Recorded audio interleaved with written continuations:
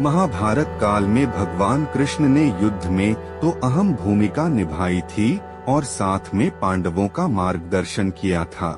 इसी सब के बीच श्री कृष्ण ने पांडवों के ज्येष्ठ भ्राता युधिष्ठिर को धन के संबंध में कुछ विशेष बातें बताईं।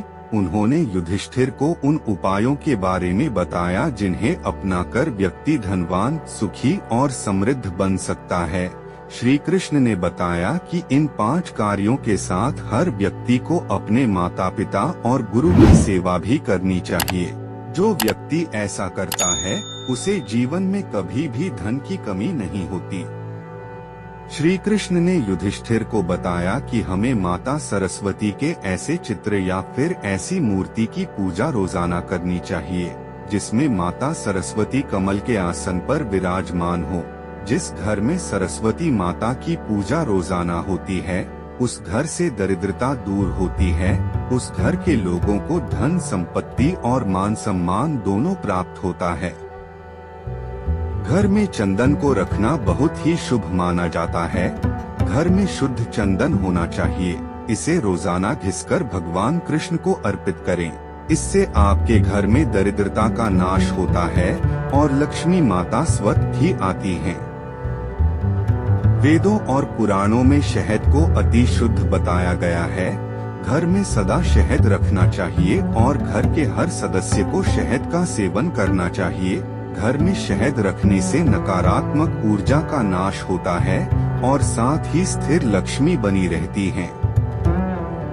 हमेशा ध्यान रखें कि आपके घर में यदि कोई अतिथि आए तो उसे देखकर मुंह न बनाएं, बल्कि उन्हें पूरे सम्मान के साथ बिठाएं। ऐसा करने से मां लक्ष्मी आप पर सदैव प्रसन्न बनी रहेंगी। भगवान कृष्ण ने बताया कि जिस घर में रोजाना गाय के घी का दीपक बनाकर जलाया जाता है, गाय के शुद्ध घी से भोग बनाकर भगवान को चढ़ाया जाता है, उस घर में समस्त देवी देवताओं की कृपा दृष्टि बनी रहती है। उस घर पर माता लक्ष्मी और धन के स्वामी कुबेर देवता की कृपा सदैव बनी रहती है। अमीर बनने के लिए यह बहुत जरूरी है कि इंसान को आलस्य त्यागना होगा और कर्मशील होना चाहिए। आज का काम कल पर टालने से बचना चाहिए। महाभारत के सूक्ति रत्न के अनुसार अगर आप ऐसा करने के काबिल बन सके तो धनवान बनने की संभावना बढ़ जाती है। क्लीब यानी दुर्बल मन वाला व्यक्ति, ऐसे लोग पृथ्वी को भोग नहीं सकते और इस वजह से उसको धन प्राप्ति नहीं होती है। धनवान बनना है तो मन को दुर्बल नहीं बनने देना चाहिए। इससे तरक्की के रास्ते खुलते हैं और इंसान धनवान बनने की तरफ तेजी से कदम बढ़ाता है। एक दानवीर इंसान के धनवान बनने की संभावना काफी होती है। आपको धनवान बनने के लिए नियमित रूप से दान करना चाहिए। जो व्यक्ति दानी या उदार नहीं होता है उसे धन संपत्ति नहीं मिलती है। अगर आपको हकीकत में धनवान बनना है और आप घमंडी हैं तो फिर इस बात की आशंका ज्यादा है कि आप धनवान नहीं बन पाएंगे। इसी वजह से जरूरी है कि घमंड से दूरी बनाई जाए। याद रहे कि जो आलसी लोग हमेशा कुछ अच्छा होने के इंतजार में ही बैठे रहते हैं, लक्ष्मी उनसे उतनी ही दूर होती जाती है।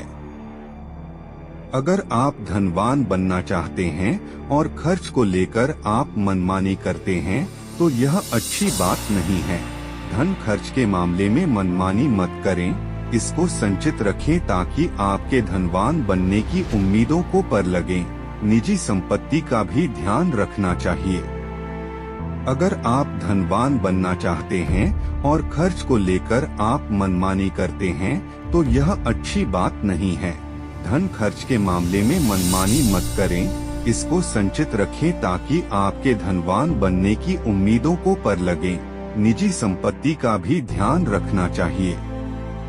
ईश्वर, प्रकृति या आकाश के पास आपको देने के लिए बहुत कुछ है, लेकिन यदि आपके पास किसी वस्तु को पाने के लिए जी भर की भी चाहत नहीं है तो वह नहीं मिलेगी। आपकी चाहत या मांग में ताकत होना चाहिए। उससे मांगते वक्त मन में विश्वास रखो आपकी मांग स्पष्ट होना चाहिए। पहले कोई भी एक वस्तु मांगें और उसके मिलने का विश्वास के साथ इंतजार करें तो वह निश्चित मिलेगी। आपकी इच्छा या मांग बदलती रहेगी तो इंतजार लंबा होता जाएगा। यदि आप सचमुच ही धनवान बनना चाहते हैं तो आपको एक धनपति की जो सोच होती है वैसी ही अपनी सोच बनाना होगी। आपको आपका रहन और सहन बदलना होगा। खुद को अमीर समझना होगा। विश्वास की बहुत बड़ी ताकत होती है। सोच बदलो तो भविष्य बदलेगा। जो लोग खुद को दरिद्र मानते हैं वे हमेशा दरिद्र ही बने रहते हैं।